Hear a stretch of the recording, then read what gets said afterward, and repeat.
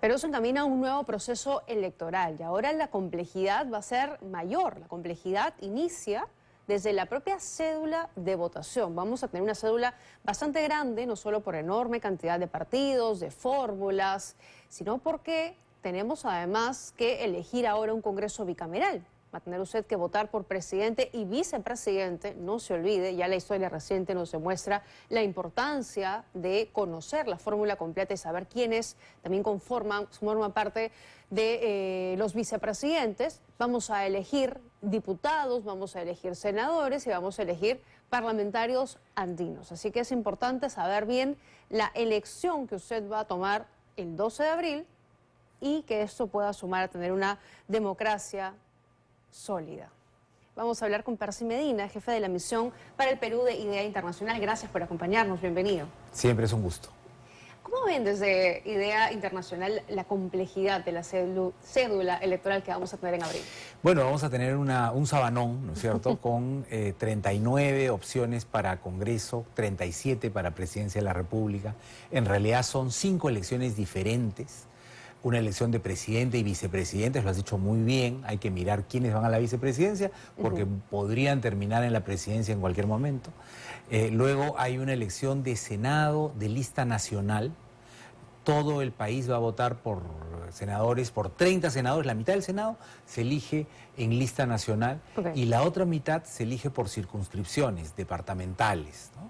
Entonces la mayoría de departamentos, o todos los departamentos salvo Lima, lo que van a tener es un escaño en esa segunda parte del Senado, y Lima va a tener 4. Entonces ahí estamos ya en una tercera votación, porque estamos hablando de lista de presidente y vicepresidente, Senado lista nacional, Senado circunscripción departamental, luego una cuarta elección es la de lista de Cámara de Diputados y una quinta es Parlamento Andino. Entonces, estas 5 elecciones son independientes. Uno puede votar para para Parlamento Andino, puede uno votar por el Partido Azul y para el Senado por el verde y para el amarillo por la lista presidencial, lo que fuera, y cada elección tiene sus propias reglas. Exactamente, ¿no? Por eso es que hay 5 columnas y a veces hay gente que me ha preguntado, no me queda claro por qué habían 2 columnas en el Senado. Ya lo has explicado bastante bien y cada una puede ser independiente. Le puedo dar un voto distinto a cada columna, elegir un partido diferente. Da igual, eso no va a invalidar mi elección. Efectivamente. Lo que sí hay que tener en cuenta es que el voto preferencial, en el caso de las elecciones que tienen doble voto preferencial, sí tiene que ser al mismo partido. O sea, por ejemplo, yo no puedo elegir en diputados, tengo la posibilidad de elegir 2 votos preferenciales, pero no puedo elegir un voto preferencial en el partido amarillo y un voto preferencial en el partido morado. No, tiene que ser el mismo partido. Ambos votos preferenciales. Puedo no poner voto preferencial. Lo que no puedo es dividir mi voto preferencial. Y, digamos, de cara al ciudadano que va a tener que informarse bastante en estas elecciones, ¿es recomendable el voto preferencial o no? Más o menos un 30% de las personas hacen uso del voto preferencial, que lo que hace es reordenar la lista. Es decir, los partidos presentan las listas en un determinado orden y las personas que hacen uso del voto preferencial, que no son la mayoría, no son todos los votantes, lo que hacen es reordenar la lista. La persona que ha tenido más votos preferenciales de esa lista pasa a ser primero, y el que tiene el segundo lugar, y así. Entonces puede ser que quien estaba en el número 5 termine primero, y que está en el número 3 termine segundo. Bueno, eso es parte justamente de la decisión que los votantes han hecho con su voto preferencial. De acuerdo. Y si no, va favoreciendo a los que van en orden de la lista. Bueno, en realidad nunca la lista queda como la presentó el partido, ¿no? O sea, basta que una persona ejerza su voto preferencial, eso ya cambia la lista. De acuerdo. ¿Cuáles creen desde IDEA que van a ser los principales retos para los votantes en esta elección? Para los votantes, en primer lugar, diferenciar a los candidatos, porque 37 candidatos, hay 37 propuestas distintas, es muy difícil, ¿no? Entonces, creo que lo primero es identificarlos, luego habrá que identificar cuál es el símbolo que tienen, porque la persona tendrá que llegar a la Cámara de Votación y buscar entre 37 opciones, entre 39 opciones, dónde está el símbolo que quiere marcar. Acordarse, porque a veces uno se acuerda de el nombre del candidato, pero no necesariamente el nombre del partido. Entonces tienes que no solamente tener el nombre del candidato, sino además el símbolo para poder votar, ¿no? Exacto, exacto. Sí, eso va a ser una tarea, bueno, ya le competirá a cada partido y a cada candidato. Pero lo que antes tomaba un par de minutos, un poco más, ahora va a ser mucho más largo, Va a ser ¿no? más complejo, sí. Y el escrutinio, ni qué decir.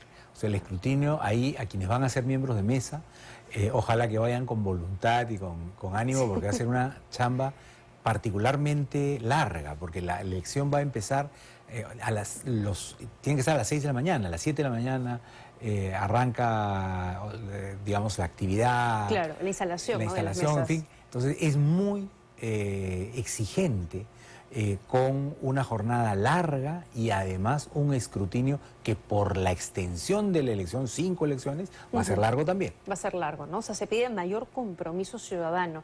¿Te parece que hay? O sea, que hay ese interés en la ciudadanía por realmente informarse, por ver quiénes pueden ser las próximas autoridades. Todavía no, pero yo creo que es bueno crearlo, porque Ok. esas autoridades nos van a gobernar durante 5 años y ahí no toca quejas. Una vez que están elegidos, ¿no es cierto?, no hay posibilidad de lamentarse.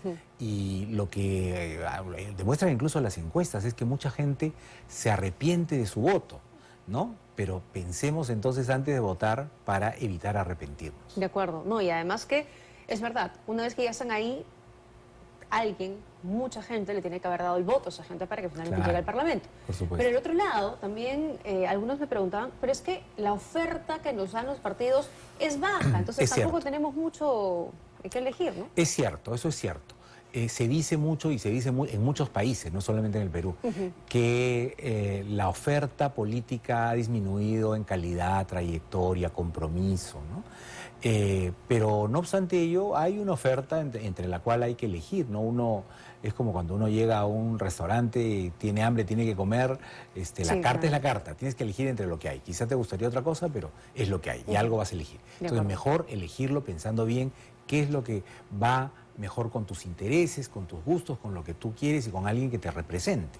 Preocupa que el fantasma del fraude que salió en las elecciones pasadas y nos ha acompañado lamentablemente un buen tiempo, pueda surgir nuevamente. Sin duda, las elecciones en el mundo están hoy teñidas por desconfianza y lo que ha ocurrido en los últimos 5 años es que se ha incrementado el número de elecciones en las cuales un candidato perdedor ha señalado que no confía en los resultados, ¿no? O que en buena medida que ha habido algún tipo de manipulación o fraude.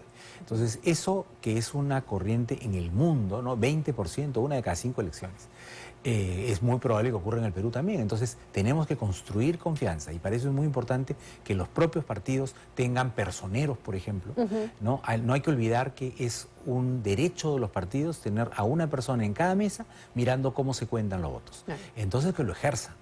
Porque si después tienen dudas sobre los resultados, será también su propia responsabilidad el no haber tenido la gente ahí que mire qué es lo que está pasando. Claro, bueno, ahí los más grandes podrán, ¿no? Porque se necesita muchísima gente y logística para Sí, poder tener personeros desplegados. pero hay también estrategias que se pueden utilizar, ¿no? No es necesario tener una persona en cada mesa. De acuerdo. Es posible tener una persona por local, un par de personas por local, turnarse, ver, Claro. en fin. Me voy a una pausa, regreso contigo, por favor, Perce, para poder hablar sobre la valla electoral, la famosa valla. ¿Qué pasa si los partidos no pasan la valla? ¿Se quedan sin inscripción? El otro año también tenemos elecciones municipales, regionales. ¿Podrán pasar? Nos lo cuentas en unos minutos. Regresamos. Seguimos en 2025 conversando con Percy Medina, jefe de la misión para el Perú de IDEA Internacional. Y me gustaría que nos expliques ahora qué es la valla, por qué es tan importante, por qué los partidos se preocupan, para qué existe la valla. Bueno, lo que conocemos como valla electoral, que técnicamente se llama umbral electoral, es como un requisito mínimo que los partidos tienen que pasar para obtener representación parlamentaria. Y se aplica lo mismo para mantener la inscripción, ¿no? Pero ahora tenemos una novedad en relación con la llamada valla, y es que la valla está reforzada. Antes se pedía 5% de los votos a la elección de Congreso para acceder a escaños y ahora se requiere, además de ese 5%, el haber elegido, en el caso del Senado, 3 senadores y en el caso de la Cámara de Diputados, 7 diputados, lo cual no es fácil. Claro. Es decir, no va a haber muchos partidos con representación parlamentaria. De acuerdo. Eso que pensábamos de la fragmentación por tantos partidos postulando, digamos, al final no se va a materializar tanto. En los elegidos probablemente no, porque no es fácil pasar una valla de esa naturaleza, lo cual, en fin, tiene un montón de escenarios imprevisibles. Podría ser que haya mucho voto, entre comillas, desperdiciado, en el sentido de que hay una gran cantidad de partidos que tienen 3, 4% y que al no llegar al 5 no entran ni siquiera a la repartición. Claro. O partidos que tienen 5 o 6% de los votos, pero que no eligen 7 diputados o no eligen 3 senadores, que no es fácil. Entonces, ¿eso a quién le va a dar la posibilidad? A los ¿Qué partidos más grandes. Los partidos más grandes son los que van a tener más oportunidad. Si uno hace un análisis, nosotros hicimos un análisis de los resultados del 2021 con estas reglas. ¿Qué hubiera pasado el 2021 si hubieran aplicado estas reglas? El 2021 se eligieron 10 agrupaciones políticas, pero si hubieran aplicado estas reglas, solamente se habrían elegido 6, ¿no? Y que es probablemente lo que pase en este probablemente caso, ¿no? Lo que pase efectivamente el 2026. Y seguramente, según lo conversaba también con el señor Tuesta Soldevilla hace un tiempo, que hacía una estimación similar y me decía, y probablemente sean estos partidos, los que ya hoy tienen representación, los que alcancen nuevamente representación en el próximo Parlamento. Bueno, los partidos que tienen actualmente representación tienen muchas ventajas, ¿no? Para empezar, tienen un financiamiento público directo importantísimo que les permite operar, Claro. que no se puede usar propiamente en campaña, en el sentido que no se puede contratar avisos ni nada, pero como en la práctica está ahí, les permite tener locales, personal, viajes, Claro.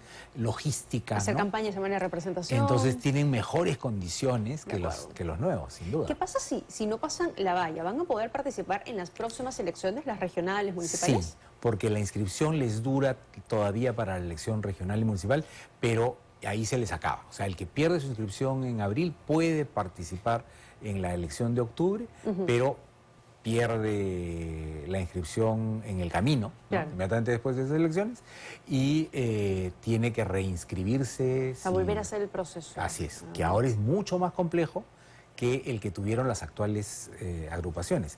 Entre el 23 y el 24, entre el año 2023 y el año 2024, se inscribieron más de 20 partidos gracias a que hubo una ventana de oportunidad en la que se eliminaron las firmas de adherentes, ¿no? Y solamente se consideraban firmas de afiliados. Entonces, ahí con 25.000 firmas se inscribieron muchísimos, ¿no? Eso Claro. ya no va a existir. De acuerdo. ¿Qué recomendaciones finales antes del Día Internacional para los electores, para los votantes que, coincido, todavía no están conectados con el proceso en sí mismo, pero seguramente después de enero, que suele ser un poco más relajado, ya van a engancharse? Bueno, primero mirar bien los candidatos, trayectoria, qué se dice de ellos, tienen denuncias, no tienen denuncias, tienen equipos, son parte de un esfuerzo político serio o son un ave de paso en la política, ¿no?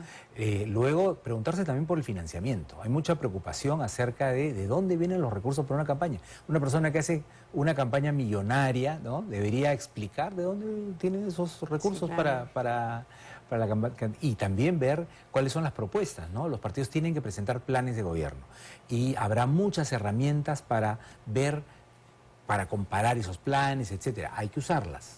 De acuerdo, de acuerdo. Hay que usar esas herramientas y despertar nuestro pensamiento crítico. Gracias por habernos acompañado, muy gentil. Y feliz Navidad. Feliz Navidad para usted también. Feliz Navidad para todos. Gracias por habernos acompañado. Que sea una gran jornada para ustedes con su familia y ya nos reencontramos más adelante.